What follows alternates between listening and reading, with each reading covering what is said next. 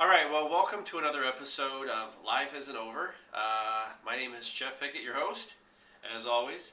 And today we're going to talk about mental energy.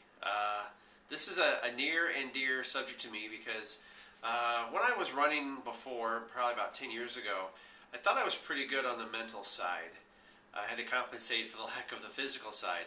But yesterday I went for my 8-mile long run, my first long run for the Twin Cities Marathon training, and I blew it. I just blew it. I don't know if I didn't eat enough, but I think mentally I was not prepared for the run. So I went back through, I dug into some of my archives, and I want to give you 10 tips on how to prepare mentally.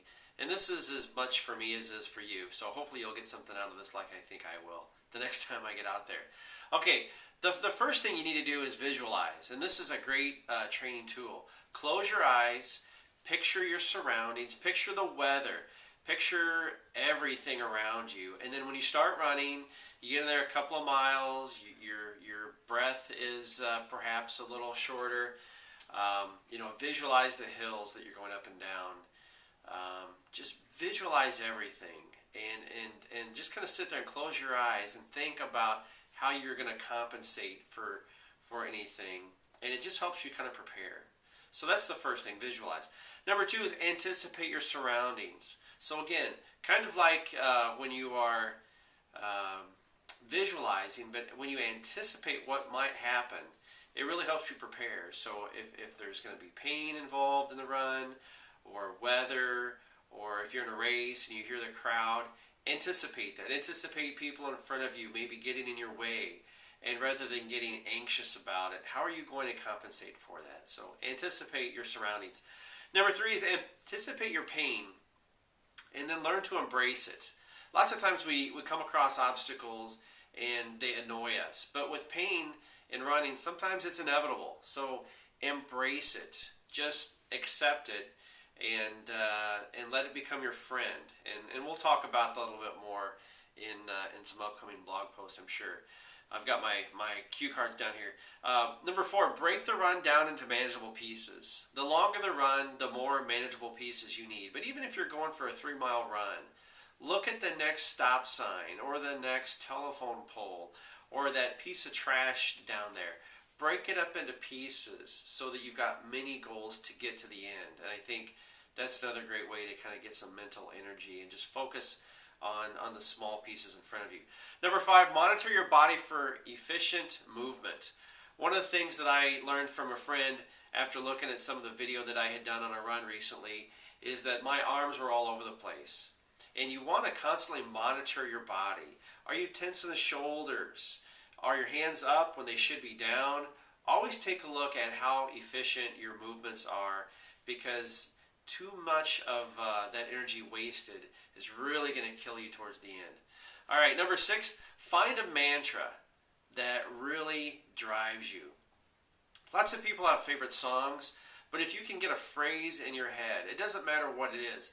One of them that I used to use was a very simple phrase, I'm a machine. Because kind of like the Terminator, a machine doesn't stop unless it runs out of oil, but it just keeps going. So I would say I'm a machine, and I would say other things related. I know it's kind of stupid, but a machine just keeps moving. And when you're running, when you're in that zone, that's what you want to do. You just want to keep running. But it's a mantra. That's the important part. Just saying it, whatever it is that motivates you. Okay, number 7 is imagine a rope that's pulling you forward. If you're in a race and there's somebody in front of you, imagine that there's a rope around them and you're hanging on to it. Or imagine that there's a rope around you and they're pulling you almost like a sled dog. Okay? Again, mental stuff here, but it helps. Number 8 is relax in the run. Sometimes we get really caught up in the day. You get caught up in the run. Are my shoes too tight? Is my skin cold? It's hot. I'm sweating. My MP3 player, my iPod, is it the right song? Sometimes you just need to forget about that and just relax in the run. Get into your surroundings and just kind of breathe. And then it's going to be a lot better. Just breathe. Okay? All right. Number 9, be present. Okay? Forget about work. Forget about this. Forget about that. Just be present in the moment. Look at your surroundings. I talk about surroundings a lot, but enjoy the trail or the street or the bike path or whatever you're on. But be present. And again, when you're present, you can focus on your efficiency of your body and any pain, and it just works. I should be able to describe this better right now and be present, but I think you know what I mean. So just be present. And then number 10, the 10th way to really gain that mental energy is to realize the prize.